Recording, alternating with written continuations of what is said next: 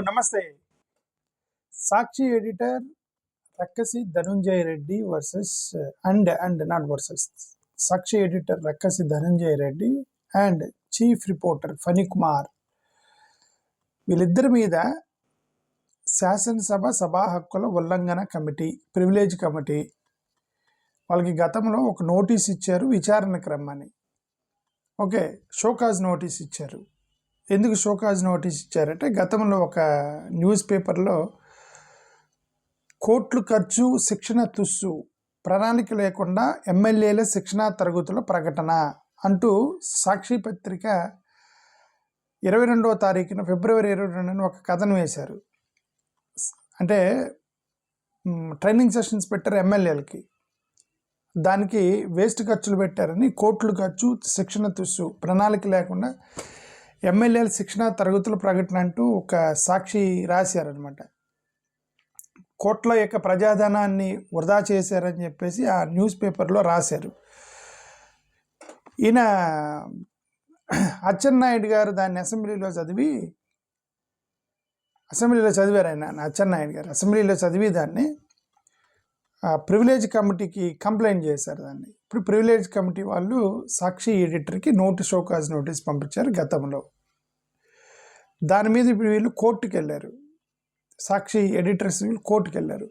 కోర్టుకు వెళ్తే నిన్న కోర్టు జడ్జిమెంట్ ఇచ్చింది ఏంటి కదే, కోర్టు 3 జడ్జిమెంట్లు ఇచ్చింది. అంటే ఒక 3 పాయింట్స్ మీద జడ్జిమెంట్ ఇచ్చింది. ప్రివిలేజ్ కమిటీకి ఆ పవర్ ఉంటుంది, మీరు ఏమైనా ఎలిగేషన్స్ చేస్తే ఓకే అనేది ఒకటి.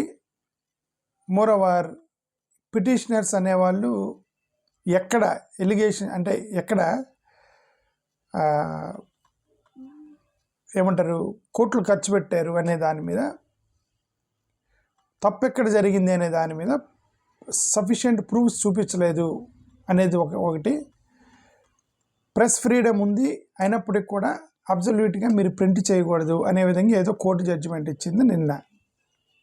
ఓకే, ఇప్పుడు వీళ్ళు విచారణకి వెళ్ళాలంటే అక్కడ ప్రివిలేజ్ కమిటీ చైర్మన్ ఇప్పుడు ప్రస్తుతానికి పితాని సత్యనారాయణ గారు అనుకుంటా.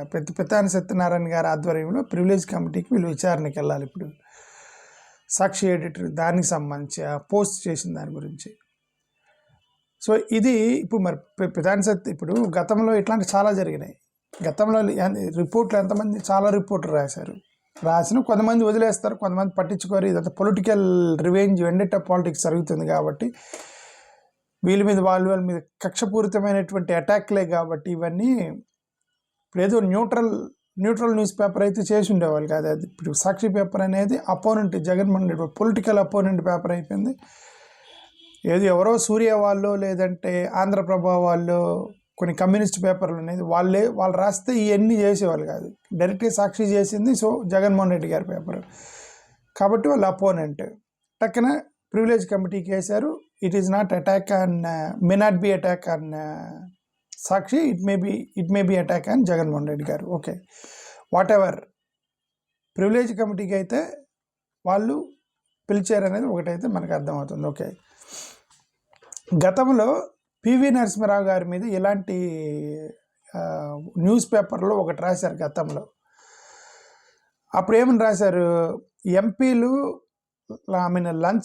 ఓటుకి నో కాన్ఫిడెన్స్ మోషన్కి ఓటింగ్కి ఎంపీలకి లంచం ఇచ్చారు అని పార్లమెంట్లో లంచం ఇచ్చారు, వేల కోట్ల రూపాయలు ఖర్చు పెట్టారు, పొలిటికల్ ఫండింగ్ చేశారు ఎంపీలకి అని ఇట్లా ఒక న్యూస్ పేపర్లో పబ్లిష్ చేశారు. ఎవరో అప్పుడు జేఎంఎం బ్రైబరీ కేస్ అంటారు ప్రధాని. ఓకే, అప్పుడు రాసినప్పుడు అప్పుడు కోర్టు ఇలాంటి జడ్జిమెంట్ ఒకటి ఇచ్చింది, సుప్రీంకోర్టు ఇచ్చింది. అప్పుడు జడ్జిమెంట్ ఏమని చెప్పింది, అప్పుడు ప్రివిలేజ్ కమిటీ అనేది కరప్షన్ ఏమంటారు, it will not cover corruption అన్నారు. Privilege will not cover corruption. Lower convictions, కొన్ని ఎంపీస్కి సంబంధించినటువంటి లోయర్ కన్విక్షన్స్ ఏముంటాయి వాటన్ని ఓవర్టర్న్ చేసింది కోర్టు. అప్పుడు గతంలో డైరెక్ట్గా మీడియా బ్రీచ్ ఏం లేదు, ఎలిగేషన్ చేశారు. అని చెప్పి కోర్టు జడ్జిమెంట్ ఇచ్చింది. కాకపోతే ఏంటంటే ఖర్చు పెట్టారన్నారే, అది ఆ ఖర్చు పెట్టారు అనేది మాత్రం సీరియస్గా పరిగణించాల్సిందని ఏదో కొద్దిగా జర్నలిస్ట్కి ఫేవరబుల్గా జడ్జిమెంట్ ఇచ్చింది అప్పుడు supreme court judgment. Bihar legislative assembly ఒక కేసు జరిగింది. సెర్చ్ లైట్ న్యూస్ పేపర్ కూడా గతంలో ఒక పబ్లికేషన్ చేసింది. అప్పుడు ఎడిటర్కి ఈ ఫేస్డ్ వన్ థింగ్, అసెంబ్లీ ప్రొసీడింగ్స్లో కాన్స్టిట్యుయెన్సీ ఫండ్స్ ఎమ్మెల్యేల యొక్క కాన్స్టిట్యుయెన్సీ ఫండ్స్ని మిస్యూజ్ చేశారని చెప్పి బీహార్ 1959లో, ఇది 1959, ముందు చెప్పింది పివి నరసింహారావుది 1998. ఇది చాలా ఓల్డ్ పేపర్. సెర్చ్ లైట్ అనేది ఓల్డ్ పేపర్ అనమాట. అప్పుడు కూడా ఇట్లాంటి వస్తే అప్పుడు ఎడిటర్కి శిక్ష వేసింది. అప్పుడు కొద్ది కాలం జైల్లో కూడా పెట్టారు అతన్ని. ఓకే, 1959లో. బట్ 1998లో అంటే ఫ్రీడమ్ ఆఫ్ ప్రెస్ అనేది పెరిగింది 1998కి వచ్చేసరికి. తర్వాత ఎంఎస్ఎం శర్మ వర్సెస్ కృష్ణా సిన్హా అనేటువంటి ఒక కేసు సుప్రీంకోర్టు బీహార్ అసెంబ్లీకి సంబంధించి. ఎడిటరు పబ్లిక్ వర్క్ ఎక్స్పెన్సెస్లో కరప్షన్ జరిగింది అని ఏదో పోస్ట్ చేశాడు. దాంట్లో సుప్రీంకోర్టు చాలా క్లియర్గా ఏమొచ్చింది, no fundamental right to publish under article 19(1)(a) overrides it. Okay, set proceedings limiting media and internal proceedings. Media అనేది ఇంటర్నల్ ప్రొసీడింగ్స్లో కొద్దిగా లిమిట్గా ఉండాలి అనే దాని మీద మీడియాని గద్దించింది. అప్పుడు ఆంధ్రజ్యోతికి సంబంధించినటువంటి కేసు 2020, జస్ట్ 2020లోనే, జగన్ గారి గవర్నమెంట్లోనే 2020లో ఆంధ్రజ్యోతి హనీ ట్రాప్ మీద ఒక పబ్లికేషన్ చేసింది. హనీ ట్రాప్ మీద, ఓకే, డిస్ట్రిక్ట్ కలెక్టర్స్ మిస్యూజ్ చేశారు ఫండ్స్ని, పర్సనల్ గెయిన్స్ కోసం వాడారు ఫండ్స్ని అని చెప్పింది. గవర్నమెంట్ లీగల్ నోటీసులు, ప్రివిలేజ్ కమిటీ ఇవన్నీ కూడా ఆంధ్రజ్యోతికి పంపించారు 2020లో. అప్పుడు న్యూస్ పేపర్ క్షమాపణ చెప్తే వదిలేశారు. ఇంక దాని కేసు ముందుకు చెప్పాలి. Because once they said apology, Andhrajyothi paper apology చెప్పగానే ఇంకా కేసు ముందుకు వెళ్ళాలి, వదిలేశారు. ఓకే, గతంలో కంగనా రనౌత్ కేసు కూడా ఇది జరిగింది. అప్పుడు ఏంది, కోవిడ్కి సంబంధించినటువంటి ఫండ్స్ మిస్మేనేజ్మెంట్ చేశారని ఆమె ట్వీట్ చేసింది కంగనా రనౌత్. అప్పుడు మళ్ళీ ప్రివిలేజ్ కమిటీ వాళ్ళు ఇప్పుడు పంపించారు 2020లో. ప్రివిలేజ్ కమిటీ వాళ్ళు పంపిస్తే కోర్టు అంది మేము ఇంటర్వెన్షన్ చేసుకోము దీంట్లో అంది. ఓకే, అప్పుడు ఫ్రీడమ్ ఆఫ్ స్పీచ్ ఏమైంది, ఫ్రీడమ్ ఆఫ్ స్పీచ్ని తొక్కేస్తారా, ఫ్రీడమ్ ఆఫ్ స్పీచ్ అది ఇది అని చెప్పి కంగనా రనౌత్కి సపోర్ట్గా చాలామంది ట్రోలింగ్ చేశారు. 2020 అంటే మోడీ గారి గవర్నమెంట్ మీదనే, అప్పుడు Maharashtra government, it is not BJP, Maharashtra government, వీళ్ళది శివసేన వాళ్ళతో మహారాష్ట్ర గవర్నమెంట్ మీద ట్రోలింగ్ చేశారు. ఇది ఫ్రీడమ్ ఆఫ్ స్పీచ్ ఏమైందని. వాళ్ళు అంటే భయపడి బ్యాక్లాష్ అయింది, వెనక్కి తీసుకున్నారు కేసుని. అండ్ డైరెక్ట్గా ట్వీట్ చేసి మిస్మేనేజ్మెంట్ చేశారు ఫండ్ అని చెప్పి. ఓకే, అర్నబ్ గోస్వామి, ఇది కూడా మహారాష్ట్ర అసెంబ్లీకి సంబంధించి. Arnab Goswami TV editor. ఇతనేంటే పల్గార్ లించింగ్ సంబంధించినటువంటి అనేది చేశాడు. గవర్నమెంట్ పోలీసులకి వేల కోట్ల రూపాయలు ఖర్చు పెడుతున్నారు, కానీ ఈ పల్గార్ లించింగ్కి దానికి సంబంధించి ఆయన ఏదో పోస్ట్ చేశాడు, టీవీలో మాట్లాడాడు, ఏదో జరిగింది అర్నబ్ గోస్వామి మోషన్కి సంబంధించి 2020లో మళ్ళీ ఇది కూడా. అప్పుడు మళ్ళీ దీన్ని అసెంబ్లీకి పంపించారు, ప్రివిలేజ్ కమిటీకి పంపించారు. అప్పుడు బాంబే హైకోర్టు ఏమంది, అవన్నీ కూడా క్యాష్ చేసింది, ఫ్రీడమ్ ఆఫ్ ప్రెస్ అనేది ఉంది, ఎవరికి, అర్నబ్ గోస్వామికి ఫ్రీడమ్ ఆఫ్ ప్రెస్ ఉందని చెప్పి క్యాష్ చేసింది కోర్టు.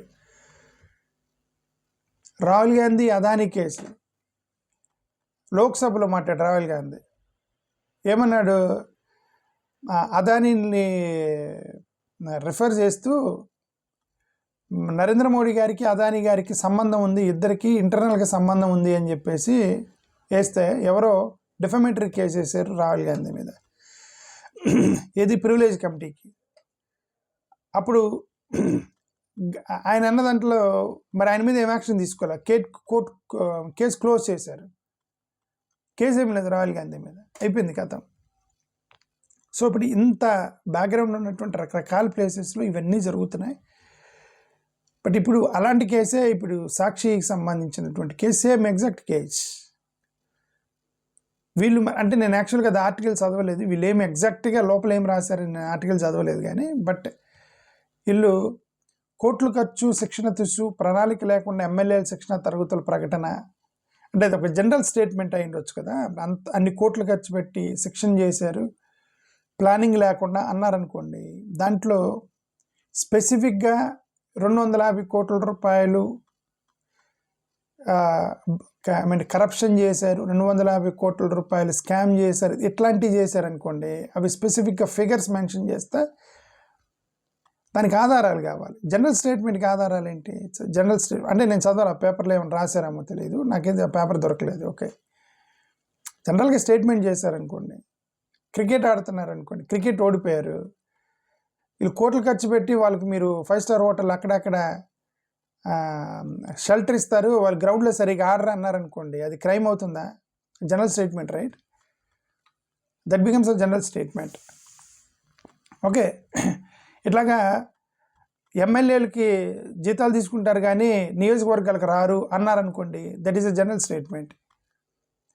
ఇప్పుడు అలాగే కోట్లు ఖర్చు, శిక్షణ తుస్సు అని వీళ్ళు ఏమైనా జనరల్ స్టేట్మెంట్ ఇచ్చారా, లేదా స్పెసిఫిక్గా 250 కోట్లు, 100 కోట్లు, లేదంటే 2 కోట్ల రూపాయలు శిక్షణ ఖర్చు పెట్టి ఇది వేరే అకౌంట్కి డైవర్ట్ చేసి అక్కడ స్కామ్ చేశారు, ఇట్లాంటి డీటెయిల్స్ ఏమైనా రాశారేమో నాకైతే తెలియదు, ఎందుకంటే నాకు ఆ పేపర్ దొరకలే. సరే, ఎనివే ఇప్పుడు ప్రివిలేజ్ కమిటీ ఏం చేసిందని చూద్దాం. ఇప్పుడు నిన్న వచ్చిన కోర్టు జడ్జిమెంట్ ఇది, సాక్షి ఎడిటర్కి సంబంధించి చూద్దాం ఏం జరిగింది. థ్యాంక్ యూ, నమస్కారం.